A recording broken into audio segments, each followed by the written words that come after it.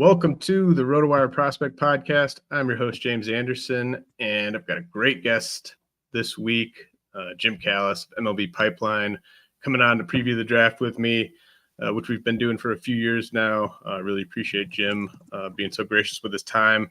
The podcast is brought to you by PickSix, the new fantasy game from Draftkings. Use code RWPicks for $50 in PickSix credits with a $5 deposit.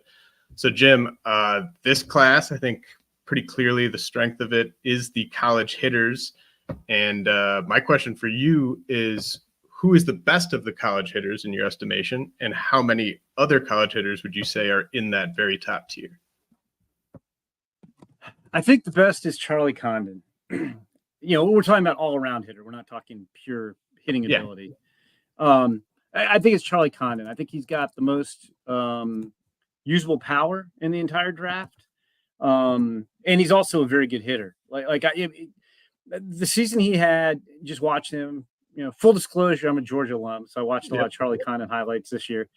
And I don't know how you get him out. I mean, he hits fastballs. He crushes breaking balls. He makes good swing decisions. He doesn't chase too much. He hits balls all over the strike zone, all parts of the field. He's a right-handed hitter, but as a big guy, he kind of reminds me of David Ortiz in the way that, when you have a big, tall guy, you try to pound those guys inside. And he, it reminds me of a right-handed version. David Ortiz pulls his hands back so quickly and just turns on pitches.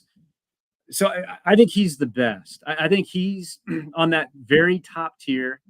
I think Travis Bazzana is in that top tier as well. Travis Bazzana and J.J. Weatherholt are probably two best pure hitters in the draft. Bazzana's got more power than Weatherholt, so I put him ahead of Weatherholt. You could argue Weatherholt probably a little more athletic, has a chance to play shortstop, but probably is going to be second baseman too. But I put Bazzana in that first tier.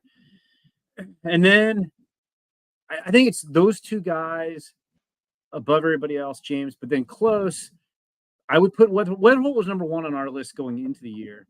And then a hamstring injury, missed half the season. I don't think he's really any different a player than he was coming in the year, except he has hamstring issues going back to last year too. You're concerned that maybe this is a persistent thing. I'm not a doctor. I don't know how various teams are going to view that. But in terms of skill and talent, I don't think there's really that much difference between him and Travis Bazzana. So if you're fine with the hamstring, he'd be in that tier. And then Jack Caglione would be the other hitter I put in that tier. And I do think he'll be a full-time hitter as a pro after being a two-way guy at Florida. And, he's obviously power over hit, had a monster season just like Condon. Caglione led the nation homers last year, was second to Condon this year. Yeah, the only thing, again, it's just how much you're fine with this. Caglione has the craziest differential I've ever seen in terms of chase rate versus strikeout rate.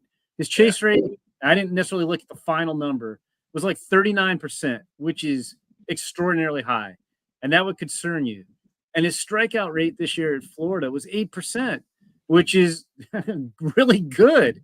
It doesn't jive. I can maybe build a narrative. I mean, he's a big guy and he's got reach and he can cover the plate and obviously off the plate really well. And he does damage on those pitches. It's just a little bit of concern. So I guess if I was really nitpicking, I'd go Condon and Bazzana. And then if I expanded it just slightly, I'd put Weatherholt and Caglione on that tier as well.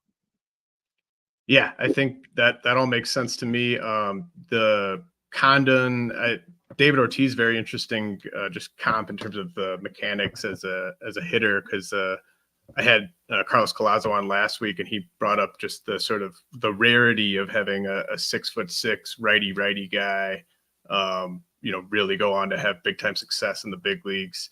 But yeah, I guess it's tough to find a true comp for the player as a whole, but interesting Ortiz comp there. And it's interesting, like John Manuel, who I worked with at Baseball America for many years now, scouts with the Twins. I can't remember if John came up with this or he just popularized this because a scout told him this, but he always used to say the guys you have hard times finding comps for, a lot of times those are your superstar type players. Sure. Yeah. So I mean, that's kind of the range you're viewing Condon in. Like, how do you like? I'm struggling with this class as a whole in terms of where to kind of rank them relative to the top prospects left in the minors, just because the college run scoring environment's been so extreme this year.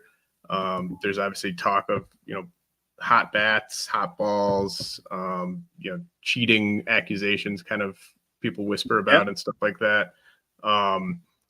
Do you think that, like right now I tentatively have like Charlie Condon slotting in kind of by guys like Emmanuel Rodriguez of the Twins, that type of player, sort of like just outside the top 15. Is that unfair to him? Do you think he's just so good that you would have no hesitations just putting him top 10 right away? Yeah, it's interesting because it's like a weird top 100 where so many guys are hurt. And so it just doesn't feel like it's not as dynamic as the top 100 as I feel like we've had the last 2-3 years. And the numbers, you're right. Another theory I heard too is that some of the leagues are grading umpires using TrackMan, so guys are calling tighter zones, which makes it tough. But like, it's hard to make sense of these college numbers, especially when you vary, conference play and different quality pitching on day of the week. So you can't just take these college numbers and compare them to college numbers from the past and say, okay, Charlie Condon, I mean, his season's about as good as anybody's ever had. He led the nation in hitting and home runs. He had 37 home runs with, the most since the bat legislation came in.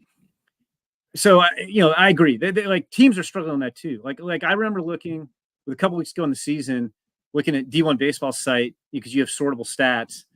And I forget, it was like 370 something players had an ops of 1,000 or greater. 370. That's more than one per team. Like, it's insane. So anyway, I don't know. You can, the numbers are tough to kind of put in context when everybody is having a crazy year, but the data behind the numbers is really good too. I actually probably would go a little higher than that. It is always interesting trying to put guys from the draft right in the top 100, although we do that every year. It's our job. I like him. I just think the power upside, like when he signs, when Charlie Condon signs, well, I was going to say his power would rank right with James Wood as the best in the minors, but James Wood, even though he's still in our top 100, isn't in the minors anymore. I mean, you could argue when Charlie Condon signs, he's the best power hitting prospect in baseball.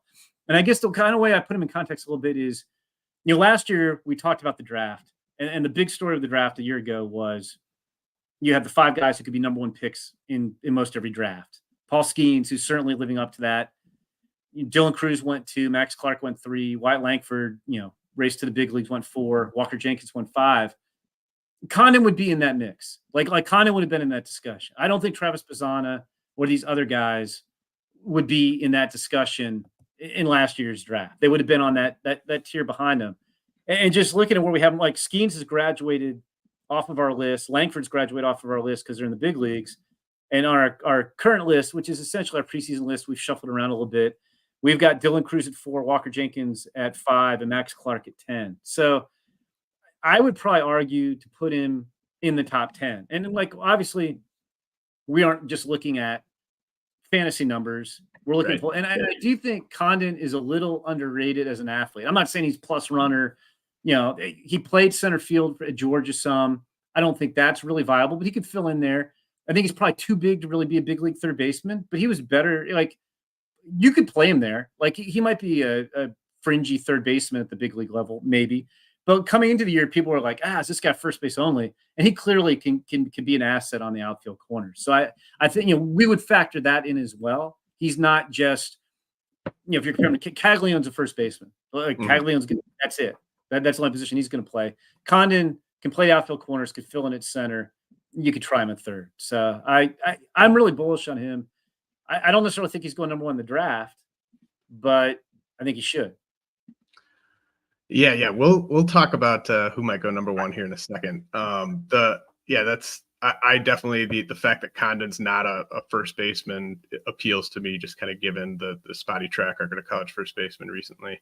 And I wish he was a left-handed hitter. You were saying with the like if you could change one thing about Charlie Condon, you'd make him a left-handed hitter. But he's pretty good right-handed hitter. So Sure.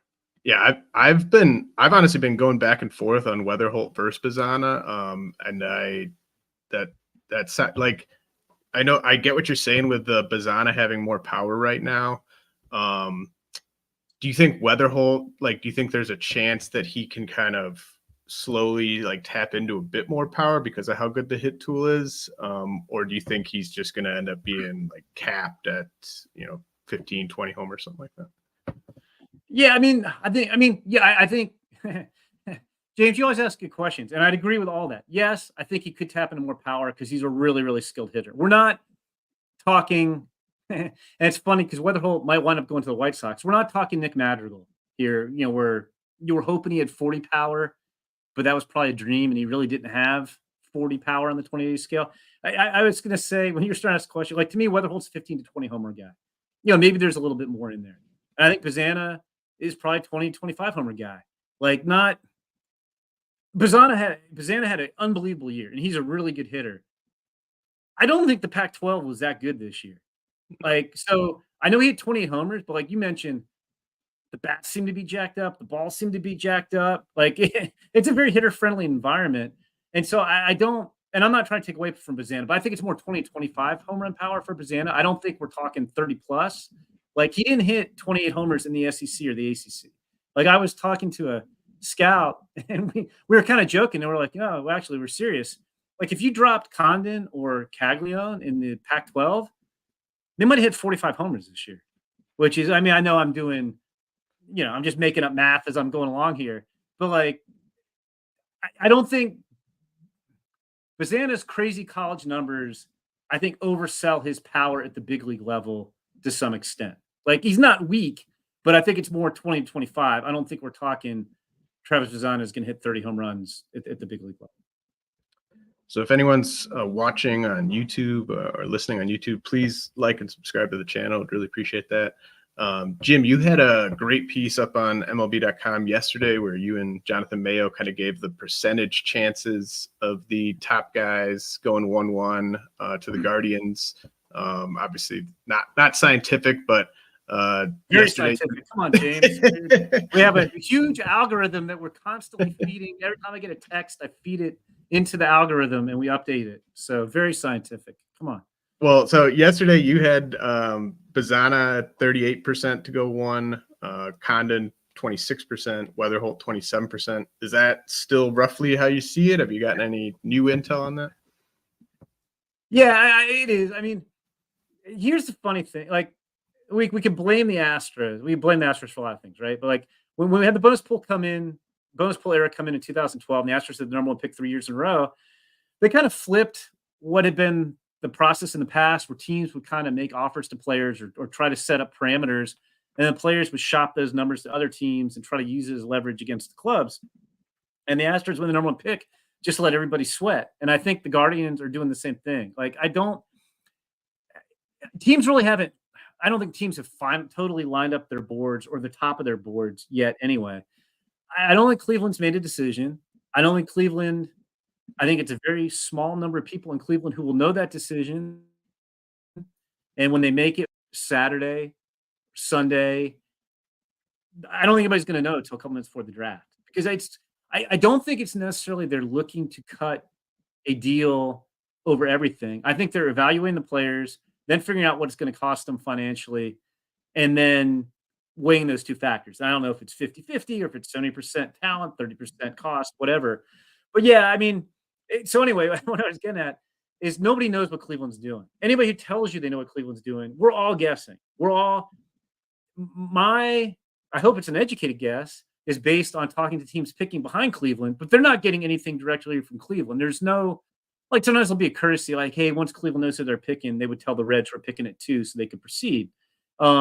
But that's not happening. Again, I don't think Cleveland knows. But I do think if you look at Cleveland's history, I think Bazzana and or Weatherholt as hit over power guys fit their mold more than Condon, who's a power over hit guy. Now, that said, it's not like Charlie Condon's striking out at 30% of the time. Like, he's a very good hitter. I think Charlie Condon, you could argue, is one of the top 3 or 5 college hitters in the whole draft as well.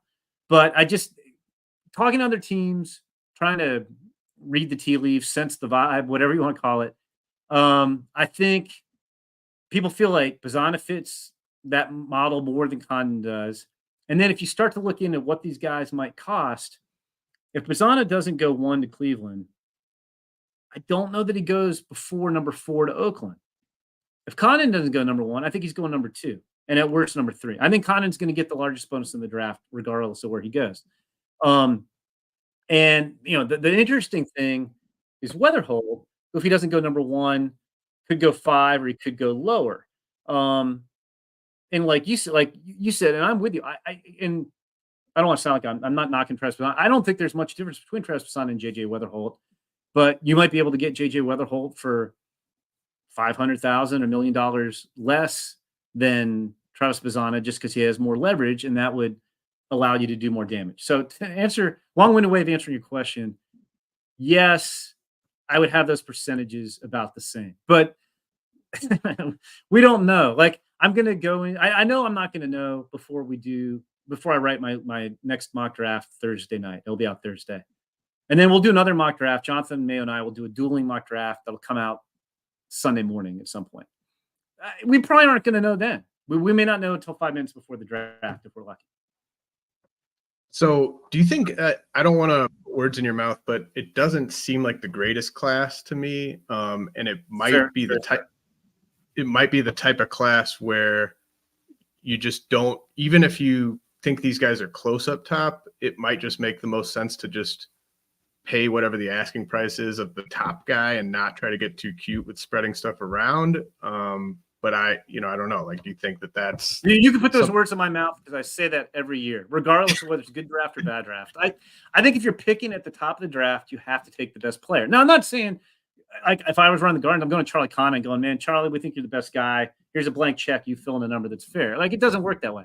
I will say the flip side of it is if the Guardians took Charlie Condon, like, the Guardians have money to play with regardless who they sign.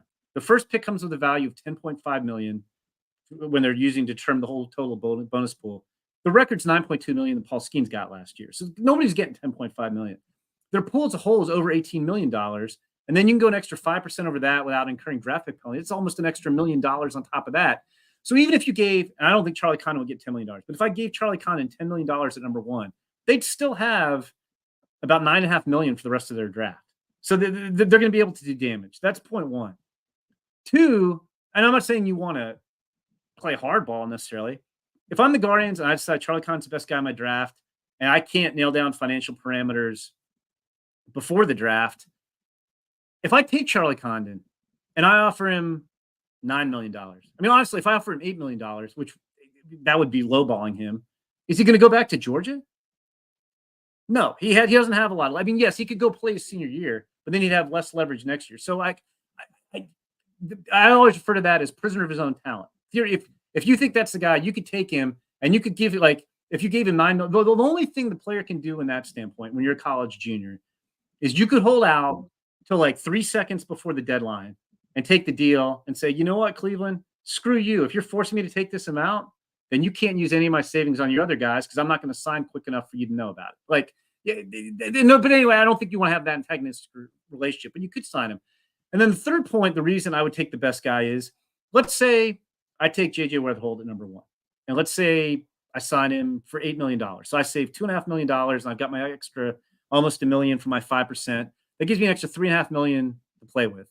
They pick again at pick 36, I think. And I think if you gave that player all the extra money, you could go $6 million.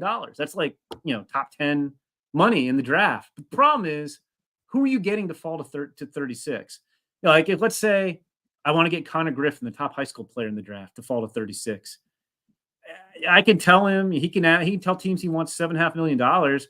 Again, he's so good. Somebody's just going to take him to the top 10 and say, "You really going to turn down 5.5 to go to college?" I don't think so. And if it's a college guy, it's the same thing like I was talking with Condon. If let's say you really like Christian Moore, you're like, we're going to push Christian Moore to 36. You can't do that because somebody's going to take him in like the 8 to 15 range. And like, you may promise Christian Moore $6 million, but if I pay him $4.5 million, is he really going back to Tennessee? No. So anyway, like, this is you got me on my soapbox here, James. But like, yeah. I just think you have to take the best player. especially I can cite a bunch of examples of teams that cut money up at the top of the draft, and then the guy they wanted to get to their next pick or picks did not get to them. It happens all the time. There's just no guarantee, and it's kind of a weird draft. So I don't know, even if you saved $2.5 million with that pick, who now you may have a pool of players. You're like, hey, and honestly, I think it would be more if they saved $2.5 million, they would pour that into their next 2 or 3 picks and try to elevate them and maybe get $4 million player and a couple $2.5 million players or something. Like, and you could, maybe high school pitchers or some high school shorts, some high school players. Like if you have a big enough pool of guys that are possible, yeah, you could execute that strategy. But there's not going to be this dream scenario where you take JJ Weatherhold at 1 and push, Konnor Griffin or Christian Moore or anybody who's going in the top of the draft down all the way to 36. So I'll get off my soapbox now. But yeah, I just feel very strongly about that. It's don't get cute. And I don't think Cleveland's getting cute for the sake of getting cute. Like, oh, we're just going to save money. I think they're going to line these guys up, and it may come down to, and I'm just pulling numbers out of the air here. If Charlie Condon is going to cost me $9.5 million roughly, and Travis Bazzana may cost me $1 million less than that, I think that's the decision the Guardians are looking at. And likewise, what if JJ Weatherhold cost me $750,000 less than Bazzana? So it's that's the hard part about covering the draft is it's not just stability. It's not like the NFL where you just take the best player and he slots in and that's his bonus. Yeah, I think the NBA works the same way. In baseball, you're trying to manage these bonus pools, which are essentially a hard cap. Dollars do matter.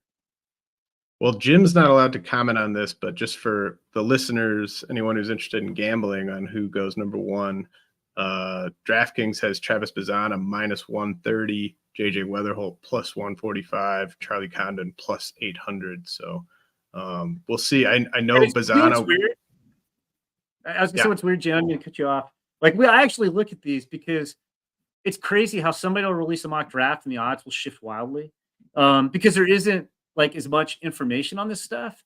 And it's weird because I know how the sausage is made with mock drafts. And I don't even think there's that many mock drafts where people actually talk to teams and agents. Like the number of mock drafts where people just amalgamate other information is a huge percentage. But like the best example I can give you is a couple of years ago when Jackson Holiday went number 1. The Orioles were doing the same thing as the Guardians. Nobody knew who they were going to take number 1.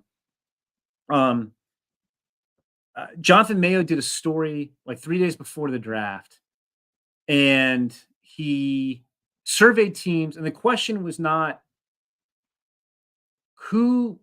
Now I'm trying to think what the survey was. It wasn't who are the Orioles going to take number 1. I think it was who would you take number 1. And we went to great pains to say this is not who teams think the Orioles are going to take number 1. And I forget who came out first, but it shifted the odds, like actually shifted somewhat dramatically after that story came out. And I was like, that story wasn't even purporting to tell you who was going to be the number 1 pick. And that same week, I remember Keith Law, like maybe on the Monday before the draft, had Brooks Lee going number 1. And I'm friends with Keith. I don't think Brooks Lee was ever going number 1.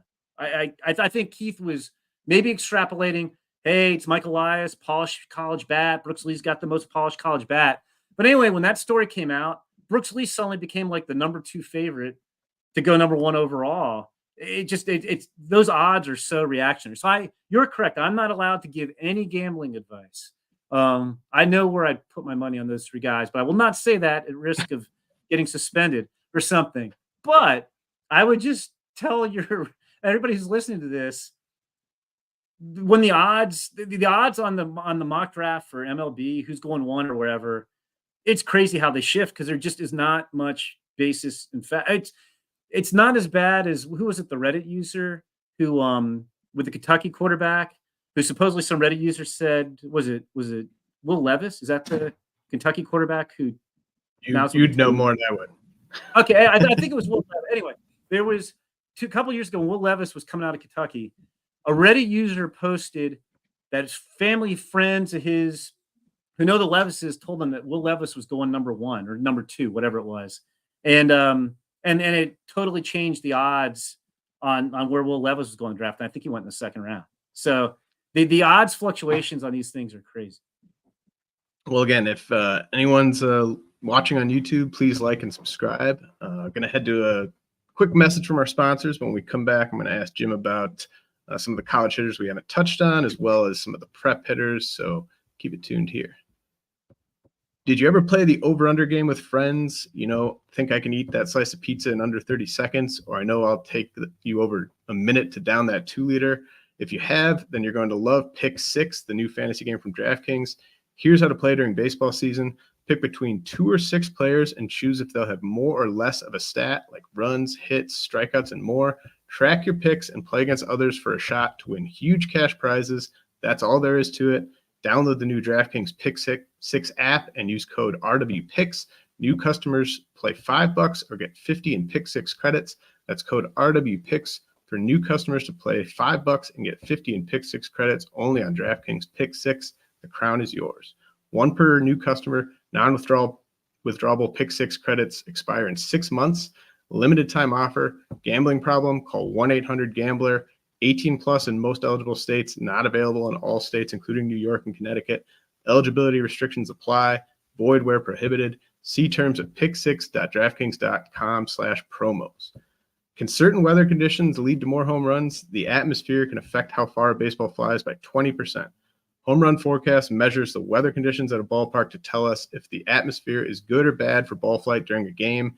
An index value that rates the air is created for each game and ballpark and is displayed on a scale from 1 to 10.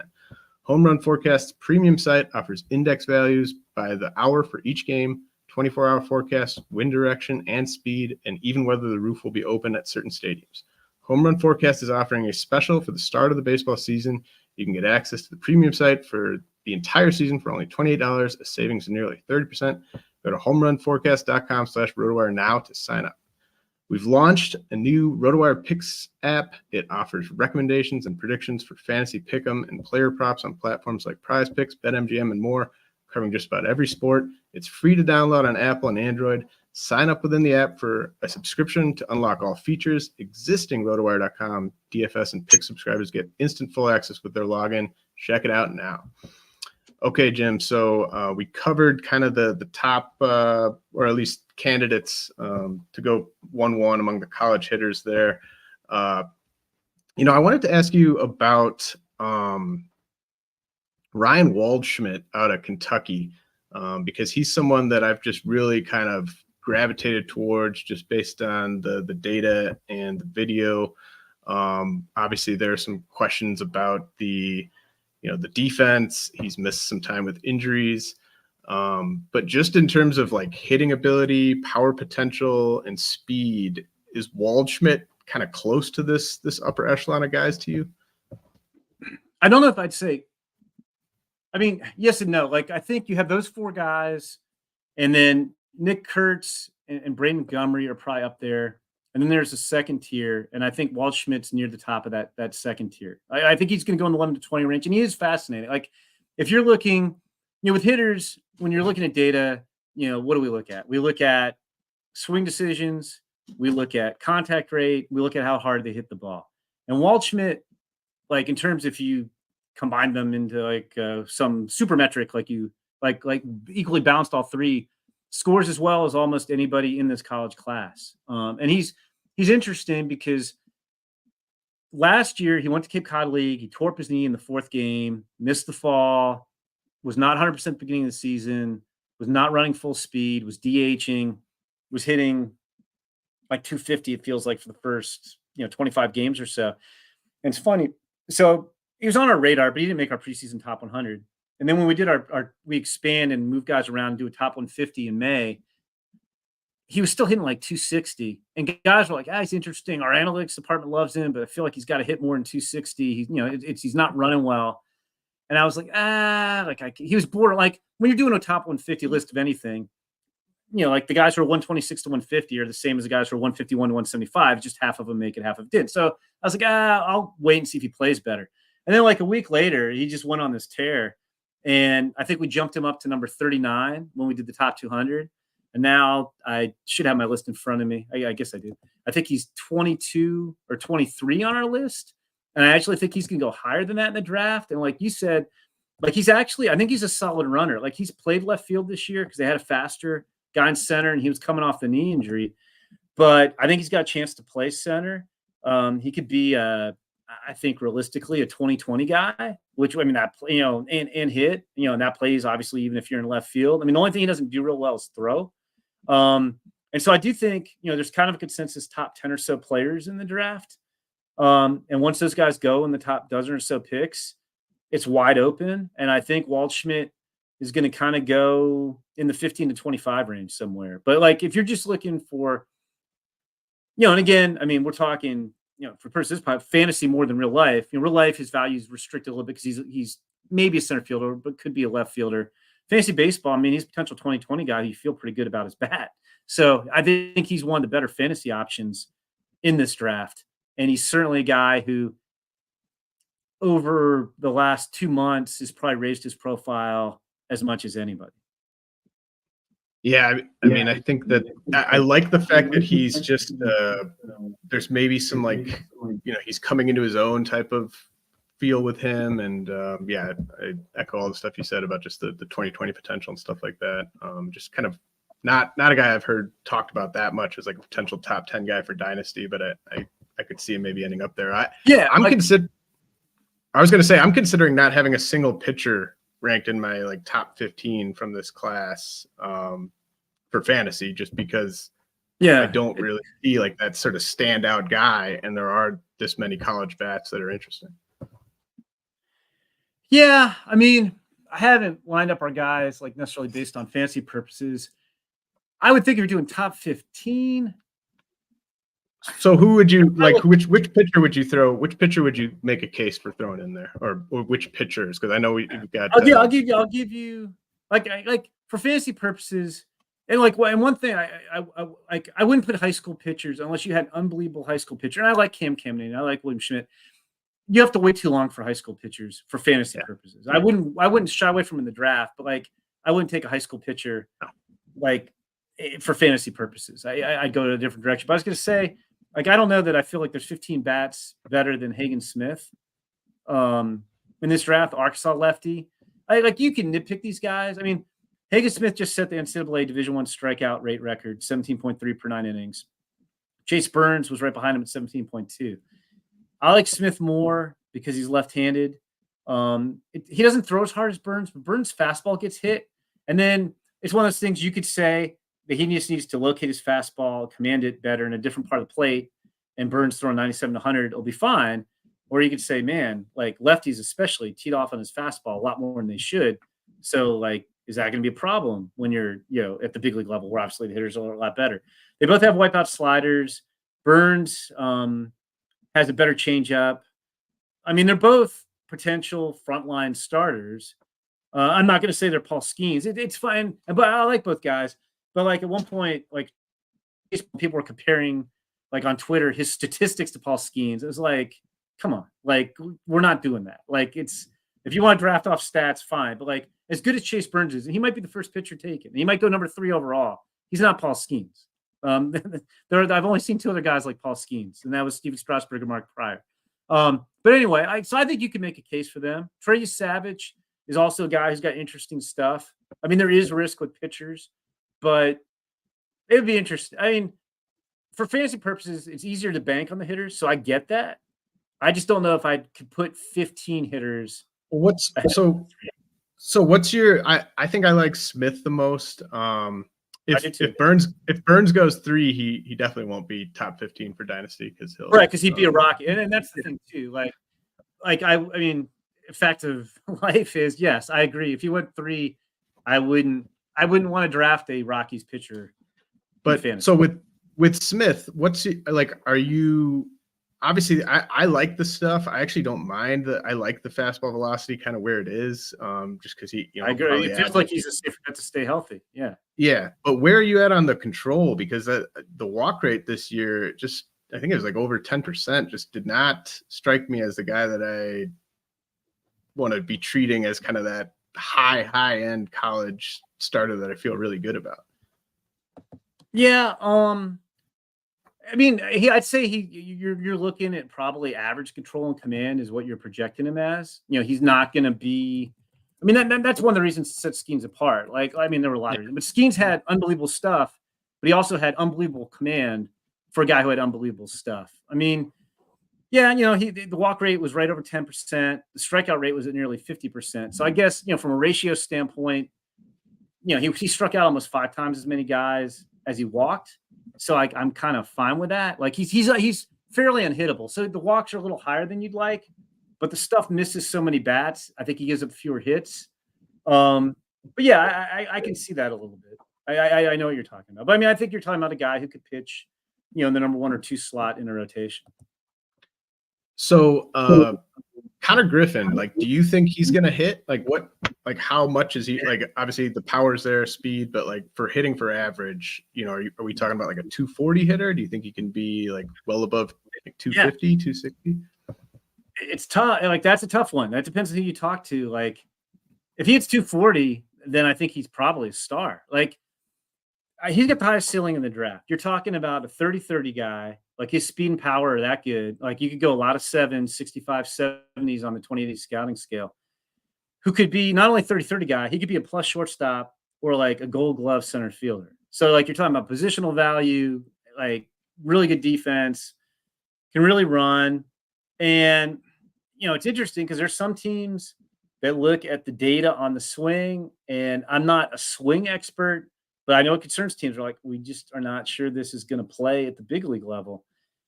And so you have to balance that. Like, if he hits 240, he's probably at least a 25 guy. He's going to be interesting. Like, he could go as high as 5th to the White Sox, I think, which would be a good park to hit in. But if he doesn't go 5th, it's possible that he could drop out of the top 10 and maybe go in the early teens. So yeah, he's a tough one. Like, that one, we could get 2 different teams on here, and you could find a team that's like all in on him, another team that's like, we just don't think he's going to hit. So, that's a tough call for a lot of teams. Yeah, I mean, for fantasy, like the upside that we're talking about, and it's not like college hitters have been just, even guys that were supposedly, close to can't miss. There've been a ton of busts in recent years. Yeah, I mean, you got your, like, Jacob Berry was only 3 years ago, and we've got like 3 first basemen maybe going in the top 10.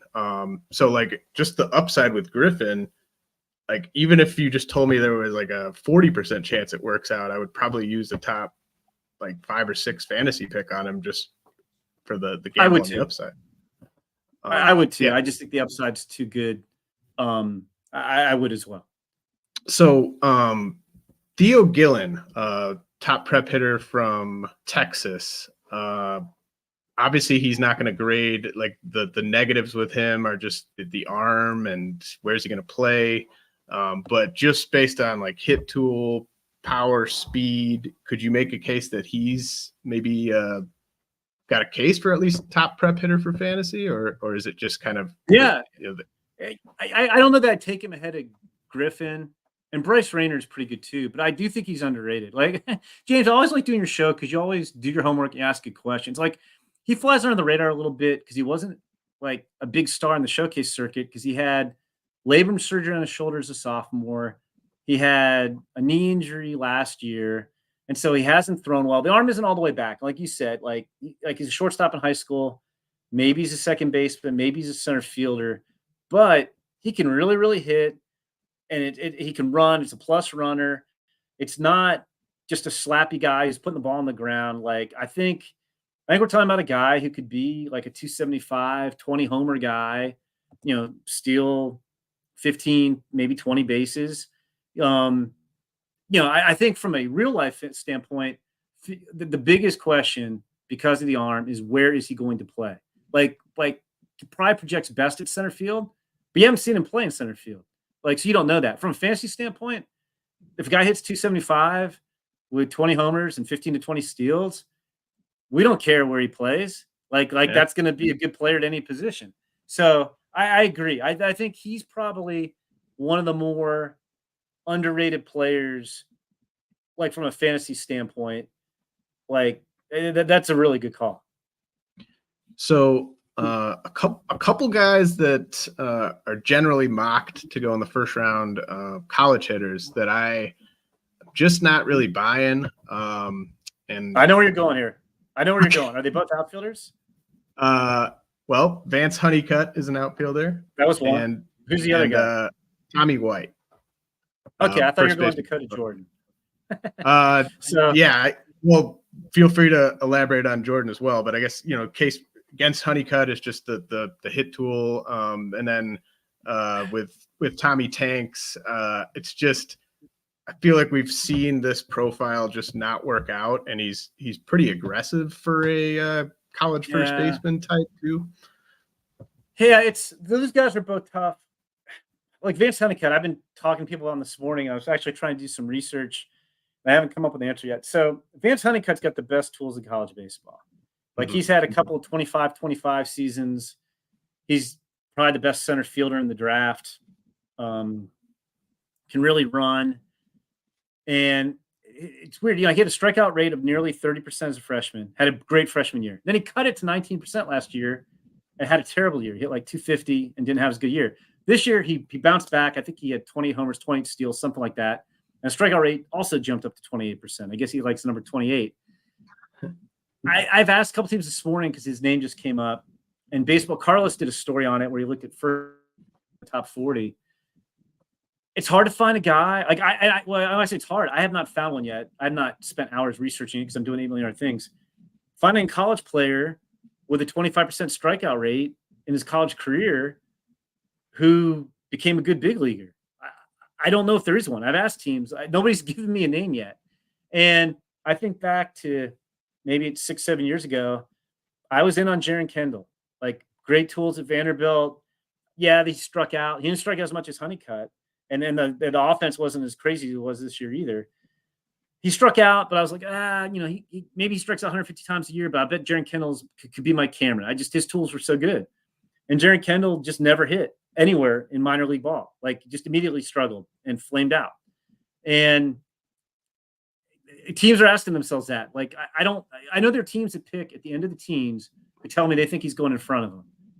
I don't think that's the case. But I do think he goes somewhere in the back half of the first round. But it's this conundrum where it's something, you're in your draft room and you're picking 21st or whatever, and he comes up, and on one hand, he's going to have by far the best tools on the board. On the other hand, there's this strikeout rate. And again, find me a name of a guy who struck out that much who's been a good big leaguer. And again, I'm doing 8 million other things. That's not my priority. I've even asked a couple teams and nobody's given me, an answer. So like that's worse. I don't know what to do with it. I don't know what to do with him in a mock draft. I don't know what to tell fantasy players about him. He could be really good or he could flame out because it's a huge strikeout rate. And then Tommy White, I feel like I like him a little bit more than the industry. He might go late back half the first round. He might fall into the sandwich round. Tommy Tanks, he hits all these homers. It's great, bat speed. I do think he's a better hitter than he gets credit for. He's aggressive, but he still makes a lot of hard contact. If I'm being honest, he probably is a first baseman, although I think teams will tell you he's got a more realistic chance of playing third base than they thought coming into the year. So you could – and he's not 100% slam dunk first base. So I like Tommy White. I haven't ranked these guys for fantasy purposes. If I were drafting, I would probably take Tommy White a little higher than teams would. Not a lot, okay. But I feel like I would take him in that 15 to 22 range maybe. And then Dakota Jordan. Yeah, go ahead. I'd just say Dakota Jordan is kind of from the Honeycutt mold where it's like tremendous raw power. He might have more raw power and more speed, pure speed than Vance Honeycutt, although he doesn't steal out of bases. He doesn't play center field from Mississippi State. And he chases and strikes out more concerningly than Vance Honeycutt. So again, you could dream like he might be a 35 home run guy if it all came together, but he also might strike out 200 times in a season and not hit enough.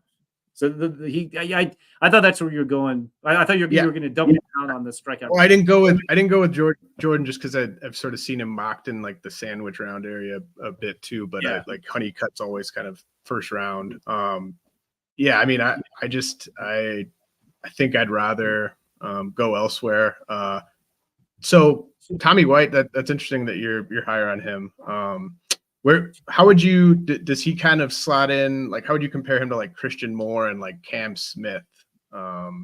Christian Moore, obviously, second base, Tennessee, and Cam Smith from Florida State. I put him behind those guys. Like Christian Moore is probably the guy, along with Waldschmidt, who over the last 2 months jumped the most. Moore was more well-known coming into the year, but he kind of went from like, every time we did a list, it was like more third rounder coming into the year. Oh, okay, now he's a second rounder. Now he's a first rounder. Now he's going to go in the top 10 or 15 picks. I think there's a little bit of a position question with him. I'm not sure he's a second baseman at the big league level. It might be more of an outfielder, potentially a center fielder. Man, 34 home run. I mean, he just had an unbelievable year. Like he kind of plays with his hair on fire. He'll steal a few bases. I'd have Tommy White behind both those guys. Cam Smith is interesting because his strikeout rate was atrocious last year at Florida State when he was a freshman. He was a lot better in the Cape Cod League. Obviously, you're playing with wood bats there too. And then he came out and had another good year this year, and he can play third. So I think Tommy White's got more power. I mean, that's apples to apples. They're both third basemen. Tommy White's got more power, but Cam Smith is a better hitter, and Cam Smith is definitely a better third baseman. So I think both those guys probably fit in that, 12 to 17 range, with the possibility that maybe there's a team in the top 10 that doesn't like the way the board shakes out and they want to save some money. Then one of those guys gets pushed up into the top 10 a little bit too. But both those guys are pretty good. It's like I said, I wasn't like going to go crazy on Tommy White. I just think like I was picking 18, 19, 20. I'd probably be a little more inclined to take Tommy White around that area than the industry would. So, Jim, I think you had the Orioles taking Brody Brecht, righty out of Iowa, on your last mock. I would love that marriage of prospect and team, because Brecht obviously just has great stuff and just really needs to go to a good developmental home. Do you kind of see that the same way, where like it's really kind of team dependent for Brecht in terms of how excited we should be after the draft? Well, I mean, I think you could always say that. I mean, I think to some extent, you got the Dodgers picking at 23 right behind the Orioles too. And with the caveat that when we're predicting picks in the 20s, I don't know what our hit rate is on that. I'm going to say not very high. Not a very good contact rate by me. I have a high whiff rate in the 20s. But I do and I don't. I will equivocate here. Okay. Yes, he's raw. He's more raw than your typical college pitcher. But I also think some of that is just given his background. Like, he out of high school wasn't really interested in being a professional baseball. He wanted to play wide receiver at Iowa, which he did briefly. And then after his sophomore year at Iowa, after that fall, he focused on baseball. Iowa fired its pitching coach this year after the season, and scouts were very unhappy with the way, like, Brecht was really good last year, raw, but very good as a sophomore. I think he led the nation in opponent average, bunch of strikeouts, bunch of walks, but it was the first time he's even really a full-time baseball player, and he wasn't full-time in fall practice even that year. So, he's athletic, legit wide receiver. So you're thinking, okay, he could take some steps forward. And people hated the pitch usage. He's throwing 50% sliders at Iowa. They changed his slider. It was kind of a mess. He got off to a terrible start this year. And then they kind of scrapped. He's just like, I'm going to do what I think works best for me. And he was pretty good, like his last 6 starts, except for there was an outing where he's only going to throw 40 pitches to kind of save him for the Big Ten tournament. And I think he tried to overthrow, and he walked like 4 guys an inning. But if you look, I think he had a stretch of the other 5 or 6 starts around that one where he was walking 3 guys in 7 innings and striking out 13 or 14. Again, I'm not saying he's going to be Mr. Polish, but I don't think he's spent as much time or necessarily had as much coaching as your typical college junior. So while he's raw, I think some of that is his circumstance, and not that like, oh, he's like a stuff over strikes type of guy, like that can't fix. It just reminds me a lot. I mean, this is kind of an obvious comp, but Jeff Samardzija, where it was the same thing. Samardzija, played 2 sport Notre Dame, but he was a 1-pitch guy at Notre Dame. He threw all fastballs. He threw 95 back when 95 was really hard. And it's funny, if you go look at Jeff Samardzija's minor league career, I think his first full year in pro ball, it was like 4.3 strikeouts per 9. Like, I'm not making that up. Like, it was crazy. Like, because he was 1-pitch guy and everybody knew it. But he made some adjustments and wound up having a pretty good big league career. So I just think there's a lot of room for growth. So, yes, and he intrigues me. And great kid. We just had him on our podcast. Tremendous interview. So like you kind of root for. I'd love to see him have a successful career. So like yeah, you hope he goes to a team that has good development. But I don't think like if he went, I'm not going to single anybody out. Sure. Like a team, man, he doesn't know what they're doing pitching. I don't think. Oh God, the Brody Brecht's done for. Like Sure. I think there's a lot of natural talent there, and he's now going to get professional coaching and be full-time baseball. So there's room for a lot of growth. But he's volatile too. Like I do know the walk rate. Like teams are, I don't like. I feel like he goes in the 20s, but I just don't know. So he'll, regardless of where he gets drafted, he'll have a better pitching coach than he did last year at Iowa. Not to pile on that guy, but like I think if you talk to any area scout who covered Iowa, they would 100% agree with that sentiment. So okay. yes. So I know I got to get you out of here in a second, but what can you give me like maybe a hitter either from college or from high school that you just really like, you really believe in, who maybe isn't getting mocked in the first round, but who probably goes on day one of the draft, that you're really kind of sold on this guy making it to the big leagues and having a role? Yeah, it's weird because usually I have guys like that, and I don't know if I just feel like, hey, we line these guys up pretty well. And we do try to reflect industry consensus. So I don't know that I have like a deep sleeper, but I'll give you a college bat and a high school bat that I think are a little underappreciated. The college bat, I think is going to go in the first round. And I think he may even sneak into the first 15 picks. But Carson Bench from Oklahoma State, it's kind of that same profile as Waldschmidt in that he's got the trio of good swing decisions, good contact, good exit velocity. Like he needs to loft the ball more, but I think there's more power in there. I think he's going to hit. I think he's a deceptive athlete who runs well enough to where you'd give him a chance to play center field. Maybe it doesn't work out, but he could. And he's a two-way player. And I always feel like the two-way players, once you get them to focus on one thing, just like I was talking about Brody Brecht, because of his circumstances, there's more growth potential.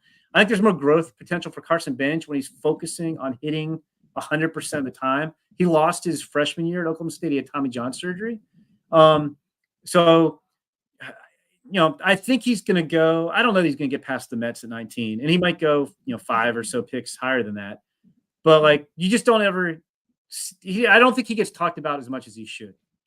I like Carson Bench, and then the high school guy who I think is kind of undervalued, but I'm not convinced he's going on day one of the draft because I don't know what the signability is, and maybe he winds up at Wake Forest. Is J.D. Dix from Wisconsin, high school short? Wisconsin, it seems like every year they have a pretty good high school hitting prospect. I think it's an underrated area for talent, and Dix. What hurts his cause a little bit is he had a shoulder injury, and he wanted to play on the show instead of taking the showcase circuit off to get surgery. He wanted to play through it, which endears him to me, but he wasn't at his best. And guys are like, man, I'm not sure about his arm. He had solid arm strength before he was hurt. He had surgery in the fall, but he didn't really throw much this spring. So you can't really evaluate like how much is the arm bounced back? Can he play shortstop? Kind of like we're talking about with Theo Gillen, where Theo Gillen's arm didn't bounce back. But he's a switch hitter with a really simple swing. It's a really mature approach. He needs to probably get a little bit more physical. He's, 6'2", 180. But I think you could go, like we graded him, I was just looking at our grades, as a 55 hitter on the 2080 scale, 45 power. I could see that becoming 50 power as he gets stronger. 55 runner. I just think he can really play. He's from the same high school as Craig Counsell. He's got that same, I don't know if Whitefish Bay automatically produces gamer mentality, but everybody notes he's from Craig Counsell's high school. But anyway, I think there's something there. And he was a dude early in his high school career, and I think the whole shoulder injury kind of skewed perceptions of him a little bit. But I don't know. To me, I think he should be a second round pick, and I don't know that he will, and I don't know if it's like a late second round pick. Is that enough to get him away from Wake Forest? But I could see that if he does go to Wake Forest, and I'm just checking his birthday here. Okay, he won't be draft eligible sophomore. 3 years from now, we could be having a conversation, doing the same podcast, and J.D. Dix could be one of the better college hitters. I think he flies under the radar. So those would be my two guys. Not that Bench will be mocked in everybody's mock draft. Yeah, but I think if you told me, I don't think it's impossible that Carson Bench could be one of the top 5 hitters in this draft. I'm not putting him there, but he's got that kind of upside. Yeah, I like Benj too. That's a good call. Haven't looked at Dick's yet, but he's from my neck of the woods, so should get on that. Jim, this has been. I'm in Madison. My wife's actually from around Whitefish Bay, but okay. Well, I had a son who did took some graduate courses at Madison before he went to graduate school. So where is Whitefish Bay? Like, this is part everybody really wants to know. Related to Madison, where is it in Wisconsin? I believe it's in. I think it's in just outside of Milwaukee. My wife's from around Glendale, which is a suburb of there, but Whitefish Bay is kind of a bigger suburb, so just north of Milwaukee. Okay, so we're not talking like super frozen tundra like Green Bay or anything like that. No, okay. He's not from the middle of the state or anything like that. But okay, yeah, it is confirmed the Google Maps. You were right, north of Milwaukee. So there we have it. So. Well, Jim, this has been awesome. Why don't you let everyone know where they can follow you this weekend, Sunday? I know those future games Saturday. I don't know what exactly your schedule is and when the next mock draft will be up on Pipeline. Okay, next mock draft will be up on Pipeline Thursday evening. Then Jonathan May and I will do a double mock draft that'll be out. We'll probably finish it in the wee hours Saturday night, so that'll be out Sunday morning at some point. Jonathan actually has a call for the Futures game. I'm doing MLB Network rehearsals. I hope I make it over to the Futures game. First round of the draft, or first day of the draft, first 2 rounds of the draft will be on MLB Network at 7 Eastern on Sunday. I will be part of that coverage. Day 2, I believe I've been told it starts at 2 p.m. Eastern, is what I've heard. There's conflicting information. I believe it's 2 p.m. Eastern, which seems a little bit late to me. Really? Day 2, yeah, that's what I'm told. Check that so you don't miss this in case it's earlier. Jonathan Mayo and I, Melanie Newman, will be there for rounds 3 through 10, and that's the hard part. That's where there's a pick every 45 to 60 seconds, and we have to squeeze in what we know about the player in between those gaps for 5 or 6 straight hours. So that'll be Tuesday on MLB.com. Day 3, we just are there in case the conference call glitches, but it's just going to be you'll hear the teams making the pick one after another, rounds 11 through 20. Day 3, I believe, also 2 p.m. Eastern on MLB.com. Pipeline, we have all kinds of draft content. I think we have something like 40 player features on the site just from the draft combine, which is a great place to get all kinds of content. We have all kinds of analysis. We have our draft top 250 with scouting reports and video. Great thing about working for MLB.com is none of it's behind a paywall. It's all free. So you should check that out. Anthony Castrovins wrote a great story about Charlie Condon. We have all kinds of tremendous features about the draft. So check out MLB Pipeline at MLB.com. And then I try to keep up with everything I'm doing on Twitter at Jim Callis MLB. I should have tweeted this podcast in advance, but I don't know if you noticed. When you tweeted right before we went on the air, I tweeted it too. So hopefully that helped. But I did notice it. Yeah, it's pretty busy. You were asking me the first question, and I was tweeting. A lot of multitasking these days. But yeah, that's where I'll be for the next few days. So it's like mock draft through Thursday, fly to Texas on Friday, and then a lot of draft over the next few days after that. And hopefully some futures game. Well, check out everything Jim's doing. I got to figure out when day 2 of the draft starts. So I'll be. I was told 2 p.m., but that seems later than it usually is. It's like one of the hardest things to Google is when does day 2 of the MLB draft start? Well, it's wrong. I know there are outlets that say it's noon Eastern time, but there are also outlets that said the first day of the draft.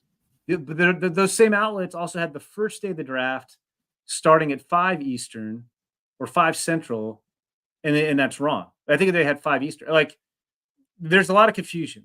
Okay. Even I'm confused. I work for MLB. I'm going to be on the broadcast. I should know. Although, honestly, I'm so day-to-day that I will get through Sunday. I mean, hopefully I'll know before then. But Monday, they'll basically say, you need to be here at this time, and I'll be like, I will be there at that time. But the last I was told, fairly definitively, was 2 p.m. Eastern time for days 2 and 3, although that does feel like it's later than I would have thought. Okay. Well, I'll be writing. I'll be writing a bunch of player notes on the rounds 3 through 5, and I'll be listening to what you and Jonathan say. So I got to figure out what I need to be in front of my computer. You don't want to tune in at 2 and then find out it was at noon, and then you missed rounds 3 through 5. So no, I need to be there at the right time. So, but we'll get it figured out. Jim, thanks so much again. The podcast is brought to you by PickSix, the new fantasy game from Draftkings. Use code RWPicks for $50 in PickSix credits with a $5 deposit.